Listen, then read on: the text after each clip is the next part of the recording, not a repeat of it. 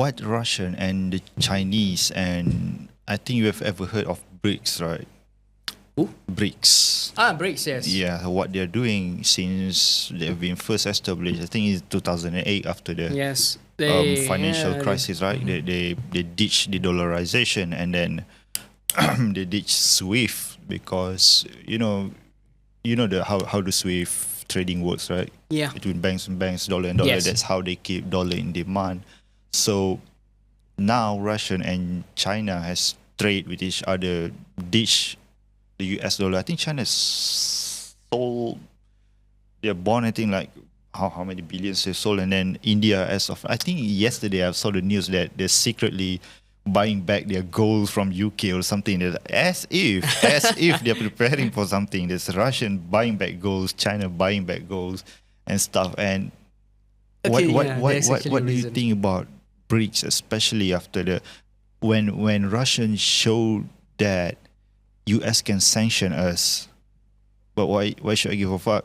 Look at me, But they sanctioned Venezuela. Look at Venezuela.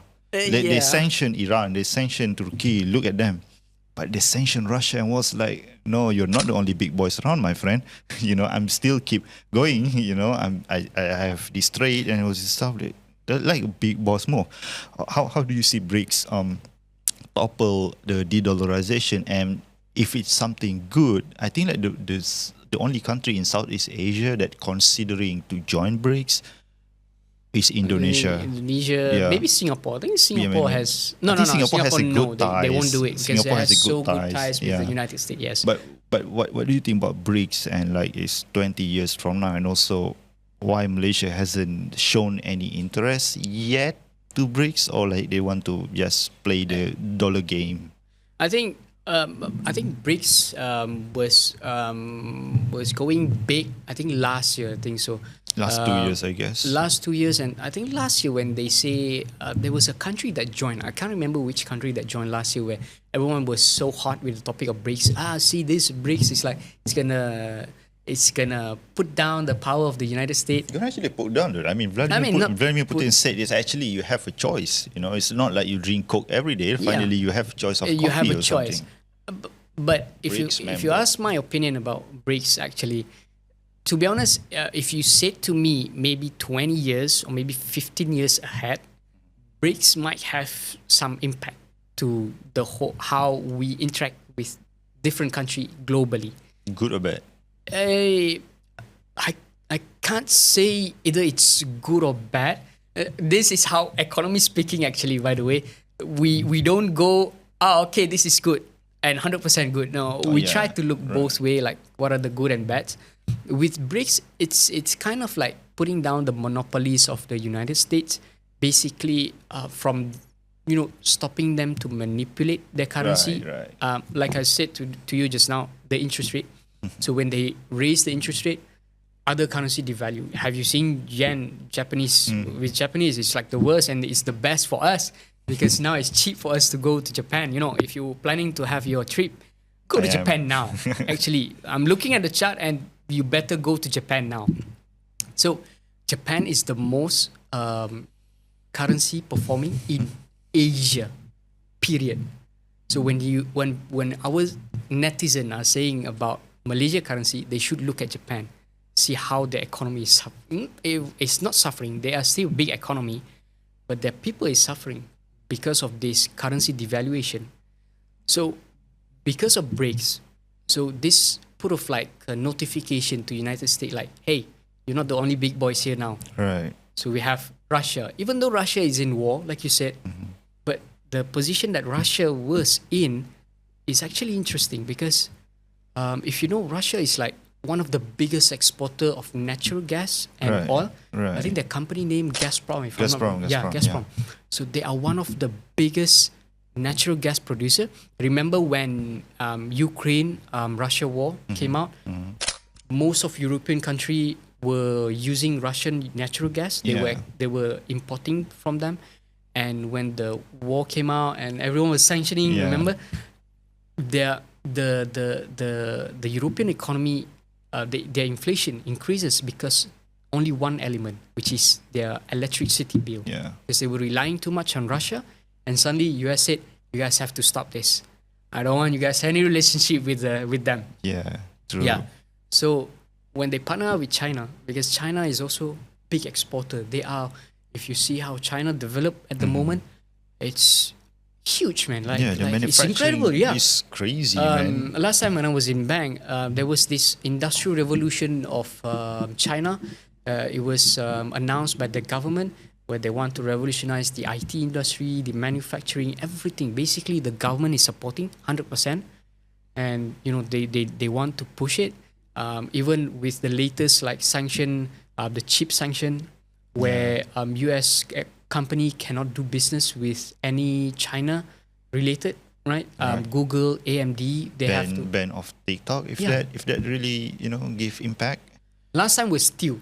During Trump, it was steel, only steel. But now Biden, he said we're gonna ban the chip manufacturing, so everything's gonna be within our members.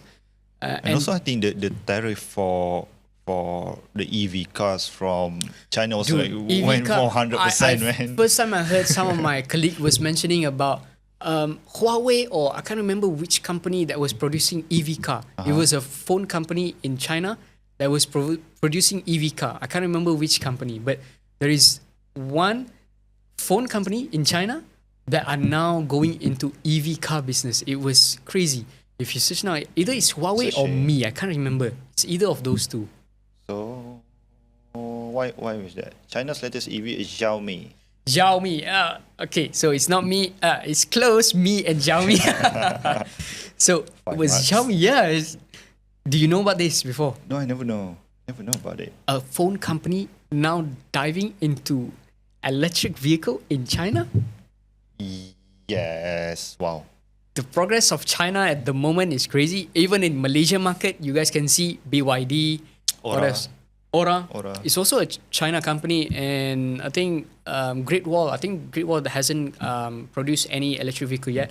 But last time I went to a car show, I think it was BYD, and the car was quite nice. To be honest with you. You already get into car. We should have Akmal here, my friend. I was like, Yeah, he might know a lot more about might know a lot vehicles. more. But yeah, there's a good thing about what did I want to say? About the cars itself. I mean, they're everywhere, and they're like half the price of Tesla that you will discard Yeah. after 5 years of using. They are being competitive with it. Yes. Damn. The US company.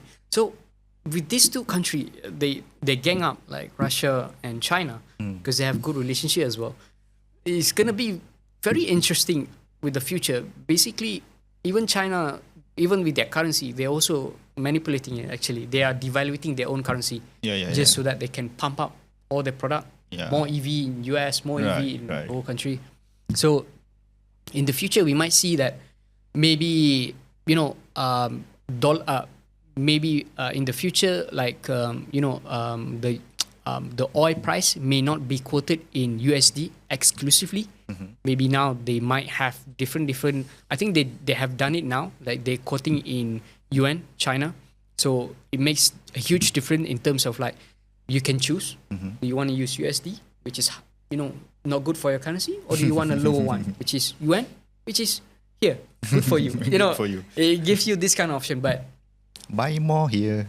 buy more here Buy and more less here. here, buy But two here, buy in one there. the current future, I don't think no sudden action. I mean, no sudden movement we can see because it takes time for this kind of action. Like Right. Even we saw the BRICS effect, or like just like you said, like last year or last 2 years, when we know that it's in effect, when Russia survived all those crazy sanctions, and it was like, okay, you use the Gazprom, right? So buy it, but you sanction my rubles, buy this gas with rubles. Yeah, I mean, even if the European country and all US sanction the natural gas, they still have China, which is what the population is 1 billion.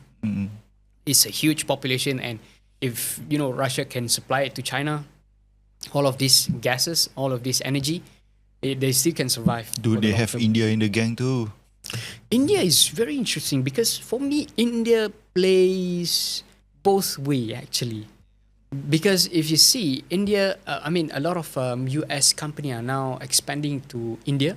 They are opening, branches, factories. Right. A lot in India, Nvidia, AMD, and even Google server farm is also in India as well. So, but India also have kind of like relationship with Russia.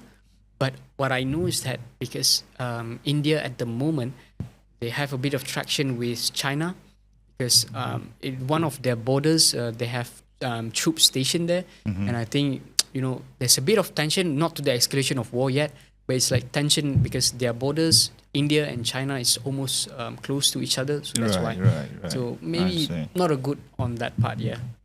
So you think Malaysia will join BRICS soon, or just stay with the game? Malaysia has always been a exclusion country, like how what was the country name? Swiss.